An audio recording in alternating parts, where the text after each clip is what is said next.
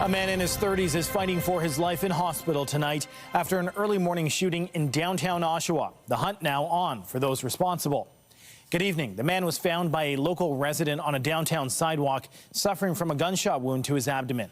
He was rushed to a hospital where he remains in critical condition. Investigators are still working to determine where the shooting took place, but say they don't believe there is a threat to public safety.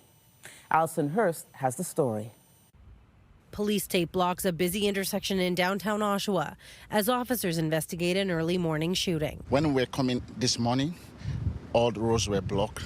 I immediately knew something has happened because it's never like this. Police say a man believed to be in his 30s was found by a local citizen on the Simcoe Street sidewalk, suffering from a gunshot wound to his abdomen just north of Bond Street. It's scary, like this one of supposed to be the safest. We're just at the backyard of the police.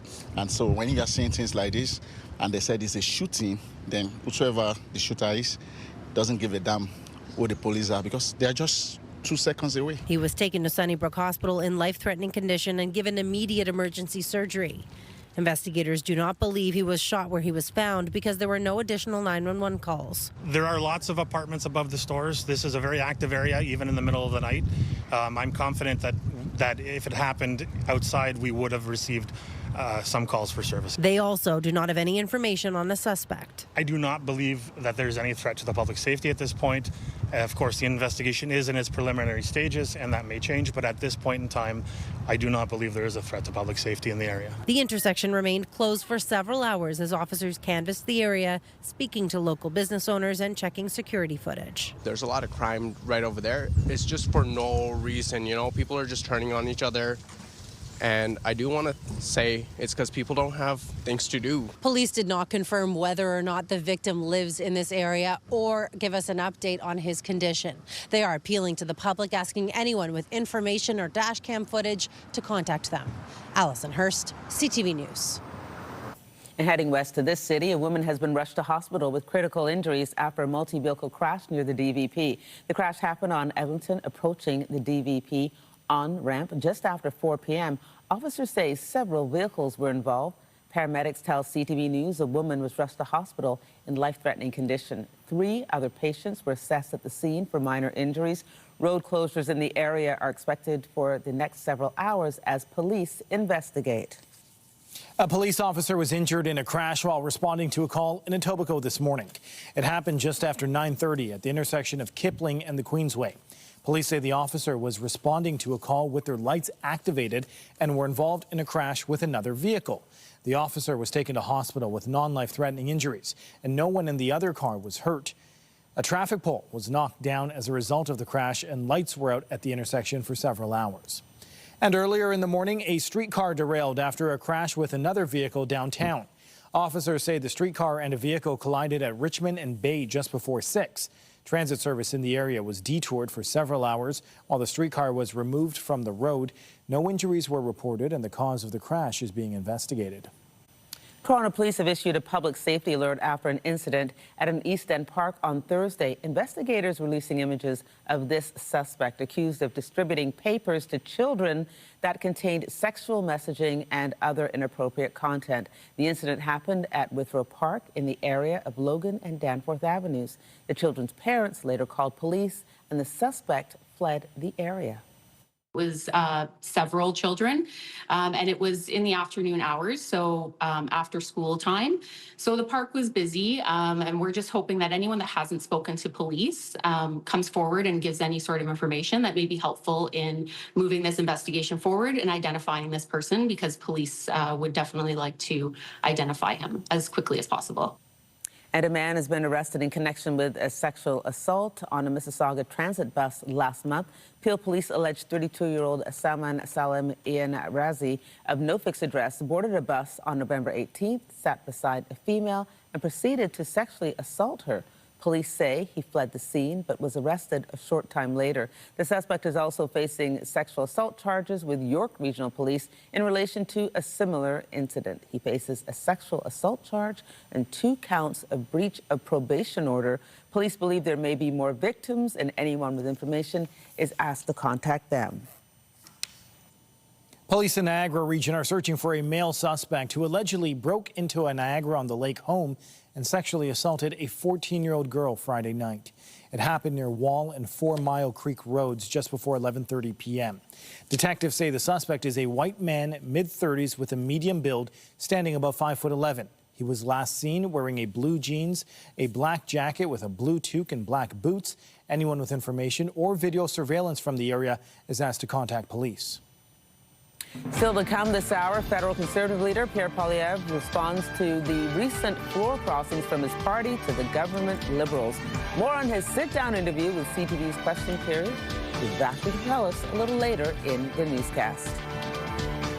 But first, retailers are in the final few days of the holiday rush, and new reports find many shoppers are choosing to spend less this year. CTV's Colton Prale has a look at the reasons behind the shift.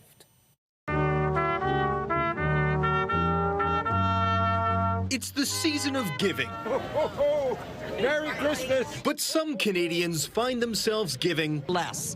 And you can do it if you're good at knowing what the prices are. A new survey from TD Bank found more than a third of Canadians are cutting back on holiday spending, up from last year. Me and my partner decided actually not to exchange gifts between the two of us this year. It's so expensive. It's not just presents under the tree that are getting trimmed. According to TD, of those planning to save this holiday season, nearly half are cutting back on social spending. Especially with groceries are way more expensive, so it makes like hosting and having parties a lot harder. But even as holiday budgets decrease, 46% of people are actually spending more money on Canadian products, according to Business Development Canada. At this Ottawa artisan shop, that's leading to a boom in new customers. When folks can check all the boxes and they're not draining their bank account or taking out loans just to support the Canadian economy, then it's a win-win. Still, according to TD, over 3/4 of Canadians admit they're vulnerable to overspending on the holidays, feeling the pressure to create memories or spend extra to give meaningful gifts. It is something we're willing to pay for because we really want to support Canadian producers and makers of products.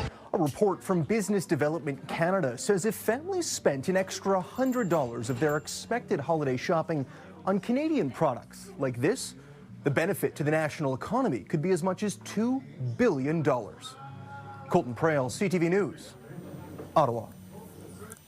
Okay, so I know it feels like we've had winter for a while, but guess what, everybody? Today marks the winter solstice, ringing in the first day of the season and the shortest day of the year. Winter officially began just after 10 this morning. The sun set around 4:45 this afternoon with less than 9 hours of daylight. But the good news, daylight hours will be slowly increasing daily from here on out until June. Yeah, it's a long way away. But if you're looking to celebrate the start of winter, Kensington Market is hosting its annual Winter Solstice Festival tonight. The event kicked off at 6 p.m. at Augusta and Oxford, featuring live music, theater, storytelling, and spoken word performances by local artists. Handmade lanterns will be available for purchase, adding a warm glow to the festivities. The event wraps up at 9:30. Meanwhile, for those dreaming of a white Christmas, you may be out of luck this year. Today's going to be, all the hours are going to be below freezing. That's good, but only flurries in the air. You don't get a white Christmas with flurries. I mean, a white Christmas has to be 2 centimeters of snow sitting in your backyard. You take a ruler and you go around and you measure it, and that would be a white Christmas. But I don't think you're going to get it with flurries. And then, my gosh, I mean, Tuesday and Wednesday, temperatures are like 5 degrees, 4 degrees. These are above freezing temperatures. Some rain, showers. And then, you know, Christmas Eve, well, there's going to be snow in the air, flurries. But my gosh, I think Vancouver has a better chance of a white Christmas than Toronto. And you know, if Dave Phillips says it, you can take it to the bank. So, you know, a lot of people outside may not be a white Christmas, but you can certainly enjoy some winter activities. And that's what people are doing right now in Nathan Phillips Square on the ice rink. Let's take a look at weather, shall we? This is the satellite radar. There is a chance of some flurries later this evening and throughout the overnight hours. And so that's what you're seeing right now on the radar. Winds 26 kilometers per hour in Toronto, significantly lighter in both London and Windsor. These are the temperatures right now. In Goderich, -5 degrees, Bancroft, -10 degrees, and Kingston feeling like -9 when you factor in the wind chill. Here in the GTA at the Islands, -3 degrees at Pearson Airport, just just a touch cooler. Tonight, our overnight low will be -8, feeling like -14. As Dave Phillips talked about, the temperatures are actually going to be on the upswing as we enter into the week, and we'll have all those details a little later on in the newscast. Andrea. Thanks, Raheem. Well, CTV's Question Period with Vashi Kapelos wrapped up 2025 today with a sit-down interview with Conservative Party leader Pierre Poilievre. The discussion comes in the wake of a number of floor crossings from the Conservatives to the Liberals. Poilievre argued those moves go against what Canadians voted for in the spring. Mr. Carney has said that he wants to get a majority, not by winning in a majority government election, but by making backroom deals in order to get floor crossers. And but the Conservatives made backroom deals too. Canadians specifically rejected a Liberal majority in the last election. The vast majority of voters voted against that majority, and it is undemocratic through a series of backroom deals of Mr. Carney to try and concentrate more power and money in his own hands rather than allowing the Canadian people's decision to stand. Majority governments are often formed without a majority of the popular vote, but the Liberals are on the verge of forming one if one more MP jumps ship. Pressed by Vashi on why Carney and not his leadership is to blame for Conservatives defecting, Poilievre admitted he is troubled by the floor crossings, but he said he will continue to focus on affordability issues that Canadians are facing. I would axe all of the carbon taxes, and I would cut other taxes as well, and that's how we're going to make life affordable. And I wouldn't be running a $78 billion money printing deficit right now. I would be bringing the deficit down. So it is the cost of government is driving up the cost of living. That's why Canadians cannot afford to live. And it's precisely why Conservatives are calling for an affordable government so that Canadians can have an affordable life. Prime Minister Mark Carney was not made available to CTV News for a year-end interview. But the Liberal budget sets the stage for a job cuts to the federal public service expected to come down in the new year. The government has pledged to cut about $60 billion from program and administrative costs over the next 5 years, as critics warn of potentially painful impacts.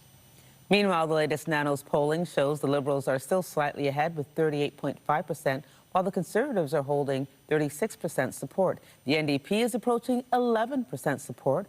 The rolling poll includes data from more than 1,000 Canadian adults. The margin of error is within 3 percentage points 19 times out of 20. Meanwhile, meaning the Liberals and Conservatives are in a technical dead heat. Australians gathered today to mark the moment shots rang out 1 week ago at Sydney's Bondi Beach in an attack on a Hanukkah celebration that left 15 people dead. An estimated 10,000 attendees packed the beach for today's solemn ceremony, laying flowers and paying their respects for the victims. Authorities have described the attack as Australia's deadliest mass shooting in nearly 3 decades and an act of terrorism targeting the Jewish community. One of the 2 accused gunmen was killed at the scene. Another faces multiple charges. Sydney's Opera House also honored the victims of the attack and marked the National Day of Reflection with a candle projection lighting up the iconic building. In South Africa, officials are confirming 9 people were killed and at least 10 others wounded in a shooting at a local pub overnight. Police in Johannesburg say about 12 suspects in a minibus and a sedan opened fire at patrons and kept shooting randomly as they fled the scene. An active manhunt is underway, and there's been no word on the potential motive. U.S. forces are pursuing another oil tanker today off the coast of Venezuela. This follows a similar seizure of a boat yesterday and would be the 3rd of its kind in less than 2 weeks if successful. U.S. officials have accused the tankers of being part of a fleet helping Venezuela evade sanctions. They've also accused the South American country of trafficking in what it calls stolen oil, a reference to assets seized from U.S. oil companies years ago.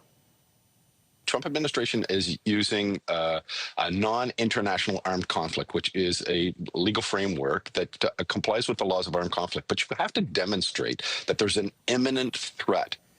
Trump has also threatened a blockade of Venezuela and says President Nicolas Maduro's days in power are numbered. Maduro accused the U.S. of using psychological terrorism. Democrats argue Trump is starting a war without congressional approval and breaks his pledge to keep the U.S. out of unnecessary conflicts. The Trump administration is facing renewed questions over the so-called Epstein files. The U.S. Justice Department was supposed to release all documents it had on the late convicted sex offender on Friday, but many were heavily redacted or held back. Some were even taken down after posting, including a photo featuring President Donald Trump. You can see in that photo, there's photographs of women. And so we learned after releasing that photograph that there were concerns about those women and the fact that we had put that photo up. So we pulled that photo down. It has nothing to do with President Trump. There are dozens of photos of President Trump already released to the public, seeing him with Mr. Epstein. He has said that in the 90s and early 2000s, he socialized with him. So the absurdity of us pulling down a photo, a single photo, because President Trump was in it, is laughable. And the fact that everybody's trying to act like that's the case is a reflection of their true motivation. The photo in question has since been put back online. Trump has not been accused of wrongdoing and has denied knowing about Epstein's crimes. Democrats and some Republicans say the administration isn't doing itself any favors by only releasing some of the files in their possession. I think it's a big mistake. I mean, look, the administration has struggled for months and months with something they initially ginned up and then sort of tried to tamp down. So any evidence or any kind of indication that there's not a full reveal on this will just plague them for months and months more. Well, we all know this. There are 1,200 victims. They're rich and powerful people who either engaged in this abuse, covered it up, or were on this island. And what the American people want to know is, who are these people? And instead of holding them accountable, Pam Bondi is breaking the law. And this is the corrupt system, the Epstein class that people are sick of. So I believe we're going to get bipartisan support in holding her accountable. Trump administration officials have highlighted the presence of former President Bill Clinton in some of the released documents. A spokesperson for Clinton said the White House was trying to redirect attention away from the current president. A special Christmas Mass was held in Gaza's only Catholic church today as the territory looks to recover from the devastation caused by the Israel-Hamas war. The ceremony was presided over by the top Catholic leader in the Holy Land. Cardinal Pier Battista Pizzaballa said it was important to visit Gaza to celebrate Christmas with a goal of making it no longer, quote, the most depressed place of the world, but, quote, the most living. This comes as the World Health Organization says Gaza is no longer officially facing a famine, but still acute hunger under restored aid flows under the fragile ceasefire. A top U.S. senator raised questions about the future of the deal as he met with Israeli Prime Minister Benjamin Netanyahu today. So my impression is that Hamas is not disarming, they're rearming. It's my impression that they're trying to consolidate power, not give it up in Gaza. It's also my impression that Hezbollah is trying to make more weapons. Am I right to believe that? On both counts, you're right. You're usually right. So I could also say always, but I have to leave some margin. Yeah, well, that's an unacceptable outcome, and we'll talk about how to make sure 26 is a year of degrading the bad guy and lifting up the good guy. Hamas has accused Israel of violating the ceasefire with deadly strikes the country has said were targeting militants or alleged infractions. Also this weekend, Israel's cabinet gave the green light for a proposal that would see 19 new settlements built in the occupied West Bank. Those settlements are widely considered illegal under international law.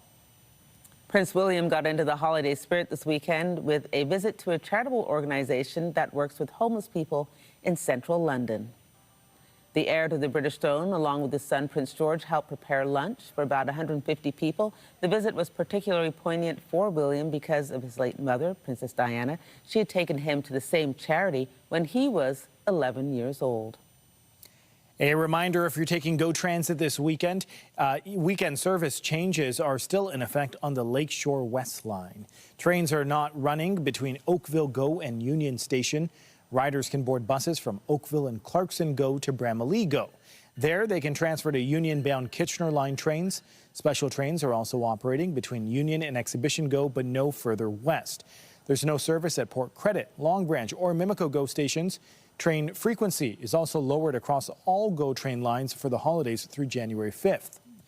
And the TTC has also scaled back some additional bus service on routes that serve secondary schools through January 5th, although it is still gearing up for holiday service on Christmas and New Year's. Well, there's a tough decision facing Canadians this holiday season: pay more to shop local or save money and shop for cheaper goods from abroad. Some local markets are seeing soaring success, but others admit the momentum from the Buy Canadian movement may be slowing. CTV's Kamal Kramali explains. Almost everything you see here, from clothes to books to food, is made by Canadians. We're over 100 local artisans, so they own their little area that they have, whether it's a shelf or whether it's a large unit, and they come in and they stock their items. At this market just outside Toronto, where local artisans have space to sell homemade goods, sales have been soaring. We're up 20 to 30% month to month. But recently, the surging cost of living brought on by rising inflation, high housing and food costs has apparently snuffed out some of that momentum. It is, I feel, a tougher market compared to last year. Just ask local vendor Chitali Punchattar, who grows and hand presses flowers to make art. We noticed a trend where there was support for anything local, but it's hard times as well, as you mentioned, so it's all about, I guess, the affordability. And that's the conundrum consumers are facing this holiday season, keeping the buy local movement brought on by the U.S. trade war alive. We found ourselves more, trying to do a little more local, while trying to keep costs down during an affordability crisis. Are you buying Canadian for everything, or are you? I'm trying to. Ordering some things on Amazon? Yeah, I mean, yes, it's quick. It is one of those things that you have to decide, how much do you really want to give up your standard of living for patriotism? Like anything in life, there's a trade-off. And some local markets seeing more foot traffic this holiday season, but customers' checkout bags are a little bit lighter. So if the average basket was $50 last year, it's probably around $40, $45 this year. With big mouths to feed, families like the Croswells trying to find that balance. Especially with the young one now needing to shop smart. In hopes of gifting Canadian businesses this sentiment for Christmas. I definitely want to support local first. Kamal Karamali, CTV News, Bowmanville, Ontario. Still to come, catching a cold from the cold? New research suggests there may be a link. Finally, somebody believes me. We will have the details just ahead.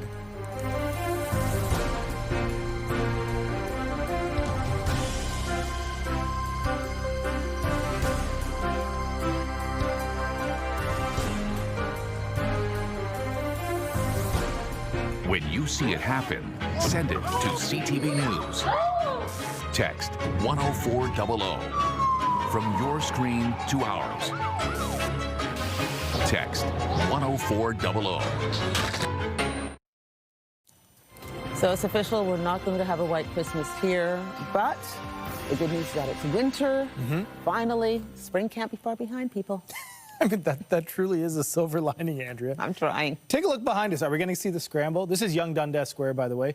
And, oh, no, it's not the scramble. It's not just the a regular scramble. But it's a cool traffic camera. A lot of people out right now, of course, still doing their holiday shopping, as you do at this time of year. Not bad weather. It's cold, but nothing in terms of snow or rain in the picture right now. Temperatures -4 in Toronto. It is feeling like -11 when you factor in that wind chill. Tonight's lows, it's going to be feeling like -14 in the city of Toronto, and just about, yes, everybody is in double digits. Bancroft -20, feeling like -27.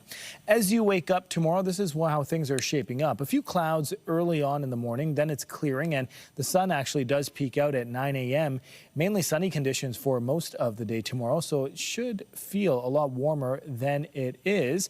2 degrees is our high, so yes, we are above the freezing mark, and we're actually a degree higher than normal for this time of year. There is a chance of flurries as well, so just be mindful of that, and you'll see that through the forecast radar. This is where we stand right now, but as things move forward, you can see on Monday, cloud cover, then a bit of a potential system, and we make our way all the way through Tuesday at 6 a.m., and there you can see some potential mixing. So not much snow, but there is a chance for a few flurries, and that leads us, as we continue this on, then we get clear conditions on Wednesday, and we'll show you, I want to show you snow accumulation, because we heard from Dave Phillips earlier saying that it's not going to be a white Christmas, and it most likely is not going to be. But by Tuesday at noon, you could see that Toronto, there could be up to 1 centimeter of snow. which is not a white Christmas. That would be 2 centimeters of snow on the ground Christmas morning at 7 a.m., while a perfect Christmas would be 2 centimeters of snow on the ground and snow falling on Christmas Day. I show you this not because it's likely going to happen, just so you know. Andrea's looking at me like, what are you talking about? For all the people who are going to debate what is white Christmas, you've just given them their ammunition, so they thank you. Close your eyes, dream of snow, and if you feel like it is a white Christmas, then it is. Not a problem. Here's a look at the 7-day forecast. We've talked about Monday, Tuesday. There could be some mixing all the way up to 5 degrees at our high. Wednesday, some sunshine and 1. Then on Christmas Day on Thursday, a 40% chance of showers and 4 degrees. But check out that overnight low. Even that is above the freezing mark at 1 degree. So as all throughout the week, very comfortable from a temperature perspective, but we could get some wet weather in the mix of showers and a few flurries. So if you are on the roads, heading out, visiting family, whatever it is you are doing, just be mindful of that and drive with caution. Andrea. Thank you, Mr. Ladani. Well, we've all heard the old adage, bundle up or you'll catch a cold. Well, it turns out there might be some truth to that. New research suggests the warning is rooted in science. CTV's Kathy Lee has more on the advice as the cold and flu season rages on. Wear a hat. As winter sets in and breath turns to fog, the sniffles return and coughs linger. Do you believe the cold air contributes to people catching the cold? Definitely, especially in Alberta. If you're not dressed properly, and it just makes sense. While cold weather doesn't directly cause a cold, a new joint Canadian-Australian study shows it can make you more likely to catch one. In the colder temperatures, your immune system tends to be a little bit impaired. So already you're sort of at a disadvantage to viruses in the cold. The study also revealed that the frigid air allows for germs to enter the body easier through 2 different ways. One, the nose, because a cold nose creates an ideal environment for viruses to survive, and through the skin. If you get broken skin because it's dried out because of the cold, viruses can enter our bodies through those through the skin as well. The findings of the research come as Canada grapples with rising flu cases. This year's probably going to shake out as being one of the more severe influenza seasons, especially at a population level. Federal health data showing the percentage of positive tests nationwide at almost 28 compared to 13% last week. And cases are surging across the prairies, with that region seeing the highest test positivity in the country, straining the healthcare system. Years where we have H3N2 that predominates, like this year, those tend to be more significant flu seasons. Absolutely not too late to get a flu shot this year if you haven't received one already. With the increasing cases, many taking precaution. Wear like very warm clothes and everything, and I make sure to wash my hands. With the hope of getting through the chilly winter without getting sick. Kathy Lee, CTV News, Calgary. Okay, so Kathy mentioned the high rate of flu across the country. The latest figures from Public Health Ontario show it's even higher here, with nearly 34% of lab tests coming back positive.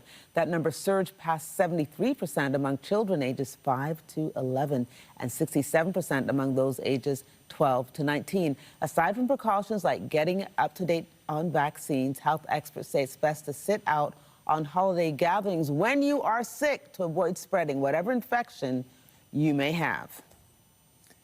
Well, Canada lost its measles elimination status earlier this year after nearly 3 decades due to its failure to curb a year-long outbreak. CTV's Adrian Gabriel looks back at one of the top stories of the year and the trend that has health professionals very alarmed.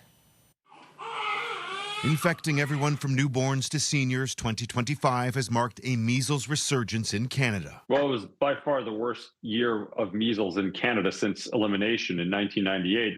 Public health officials say Canada's measles outbreak began on October 27, 2024, when an international traveler attended a wedding in New Brunswick.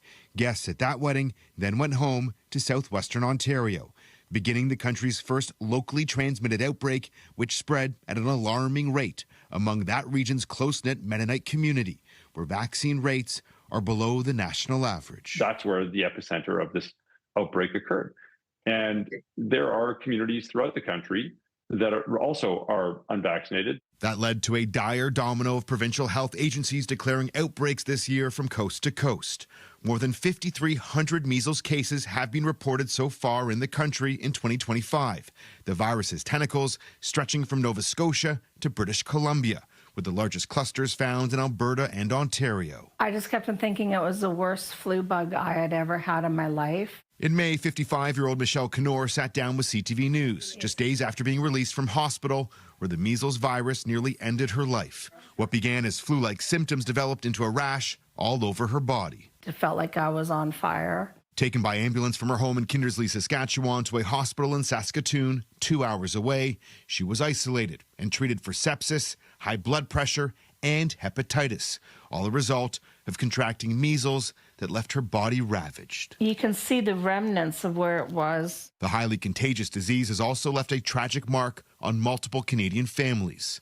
In October, a premature baby died from complications due to measles in Alberta. Another infant born prematurely with the virus in southwestern Ontario passed away in June. Pregnant women shouldn't be getting this infection because they should be immune through vaccination. And little kids and newborns should not be getting this infection because there should be high enough rates of vaccination in a community. In November, Canada lost its measles elimination status after nearly 3 decades due to the large multi-jurisdictional outbreak of measles. She has a blister on the top of her mouth that hasn't gone away, and her whole back is covered in like hives. CTV News spoke to Michelle Sire in the fall. Her daughter was diagnosed with measles in October after delaying her initial vaccination. Make sure you do your vaccinations. That's my biggest concern, because if I was a little late with hers, and I think that if I would have got it on time, then maybe she wouldn't have got it. Measles infects the respiratory tract and then spreads throughout the body. A rash and high fever are the most common symptoms. In rare cases, it can lead to death. Pregnant women, people with weakened immune systems, and children under 5 are at the highest risk for measles infections.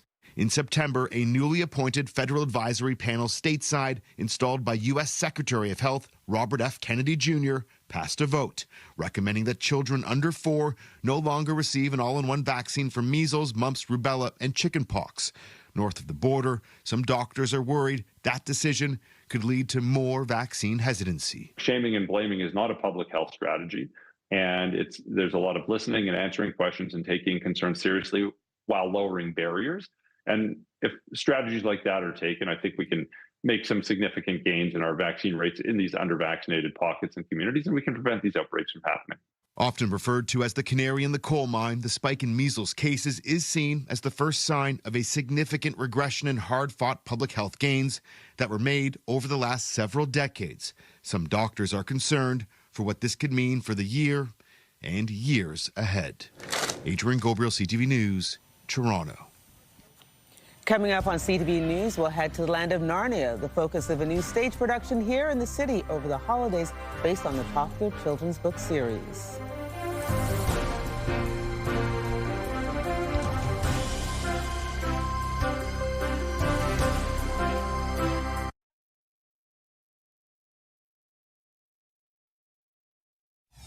There's a lot of crime right over there. It's just for no reason, you know? People are just turning on each other. Updating our top stories, a man in his 30s is fighting for his life after an early morning shooting in downtown Oshawa. Police say they're still working to determine exactly where the incident took place. Investigators haven't shared suspect information, but they say it's not believed there's an ongoing risk to the public.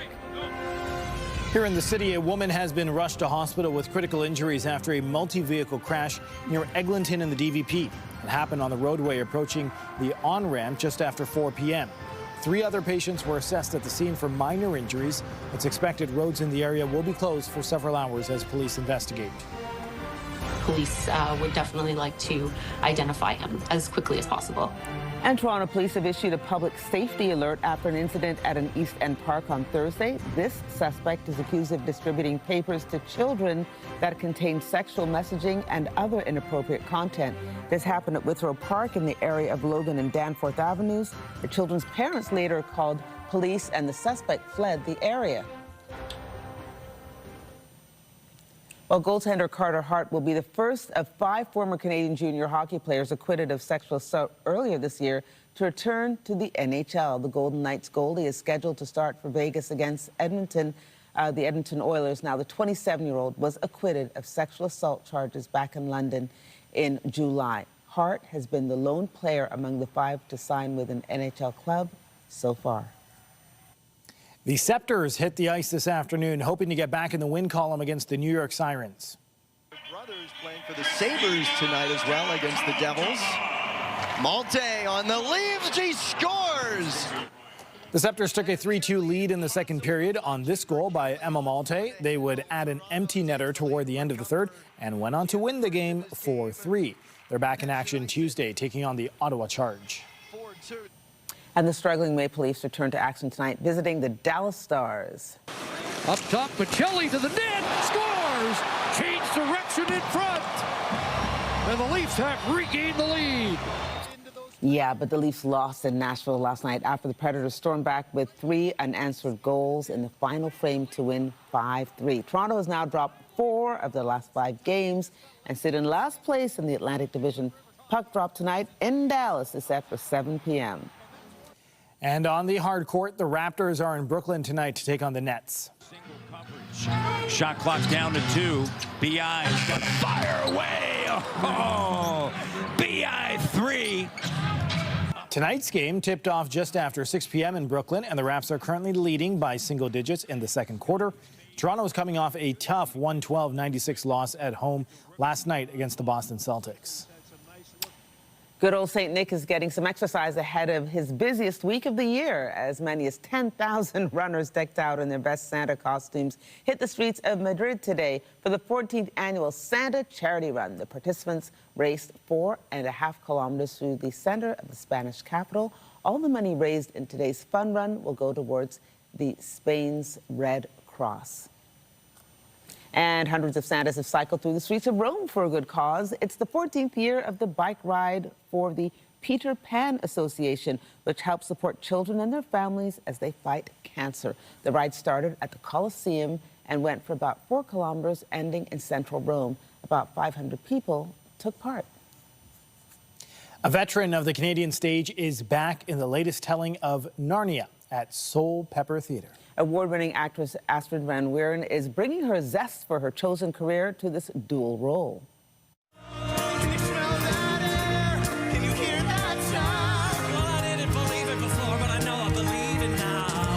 A children's classic for the whole family is now on stage for all to enjoy. Narnia, a Bad Hats Theatre production, runs until December 28th.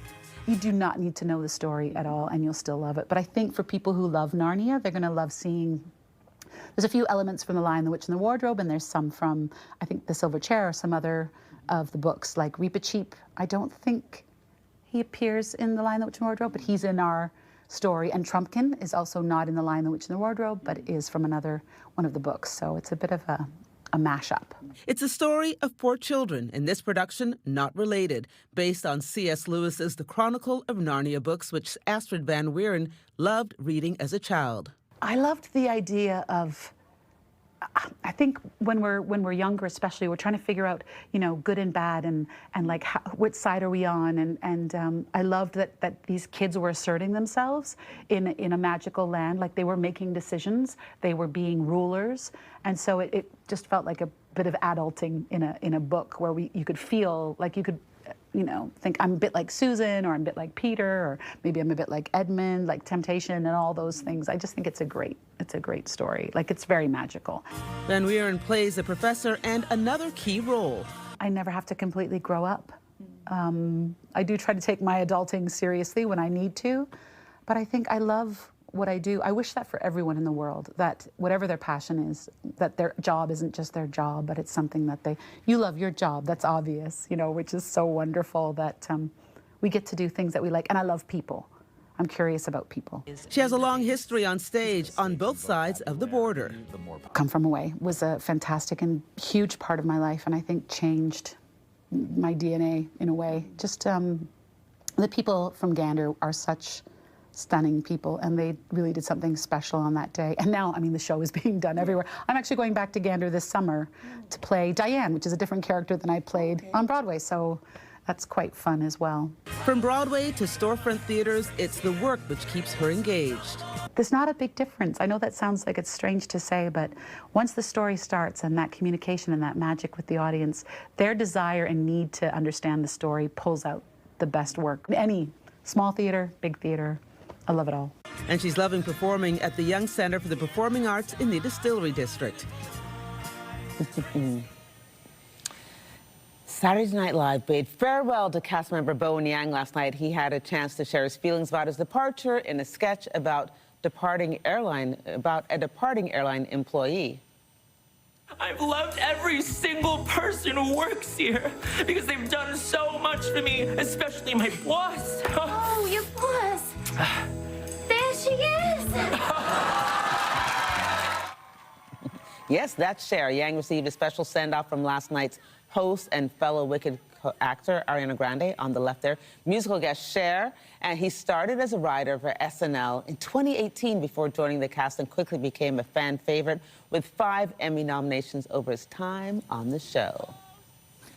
The newest Avatar movie dominated the pre-Christmas weekend box office. If there's something you can do, then you must do it. Avatar: Fire and Ash debuted with $88 million US across North America. It was followed by the animated biblical adventure David, which had around $20 million in ticket sales.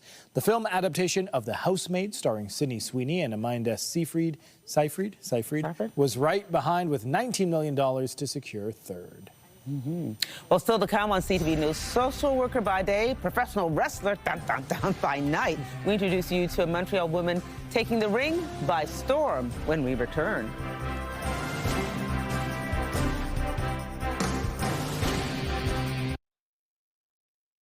From the office to the ring, the sport of professional wrestling is reaching new heights in Montreal. CTV's Daniel J. Rowe has the story of a social worker who has found success on the mat.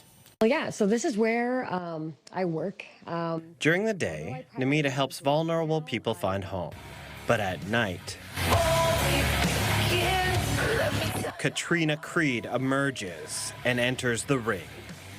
There's something really weird about, like, being able to do shows on weekends, having these, like, high adrenaline events, and having, honestly, the time of your life, and then having to kind of, like, switch gears and trudge to your, like, day job. Creed admits that going from her day job to rings here and overseas is intense. And just having that dual reality is honestly weird. It's bizarre. Her job and her passion require very different energies. Wrestling is very intense as an industry, both physically and mentally, but then also, like my regular job, oftentimes we're dealing with people who are in really vulnerable situations. Yes. Well, from adrenaline and aggression to nurturing and compassion, Creed has one of the more extreme day-to-night transitions. She's not alone. We've had a lot of interesting day jobs over the year. Andrew Stott, or the Professor Shane Hawk, is co-director of the International Wrestling Syndicate. He's also a senior content creator for an international company during the day. Sometimes people will say, how can you be cheered or booed by, hundreds of fans and then go to work on Monday? And it's because it's really not that big of a deal. It's work, right? It's the same thing that we do everywhere else. It's just going back and forth between two different worlds that require so much of you. And for a while, and even now, it's kind of all I do. Creed's coworker, Akira Buhena, says it's important to have an outlet. Especially when you're dealing with a lot of pressures and we're dealing with people that are kind of affected by a lot of systemic issues going on. So it's important to have, especially if you're a frontline worker, it's important to have something to help you kind of alleviate the stress. Because if you don't, you can lose your mind. That's partly why a wide printing tech jumps off the ropes. A lot of trouble. Whoa! A garbage truck driver gets slammed to the mat. And a social worker suplexes her opponent. It is the greatest emotional release in my life. I'm so fortunate and grateful to have found something that honestly I feel like just lights my life ablaze in the best of ways. And I just love it. I need it, I think, more than it needs me.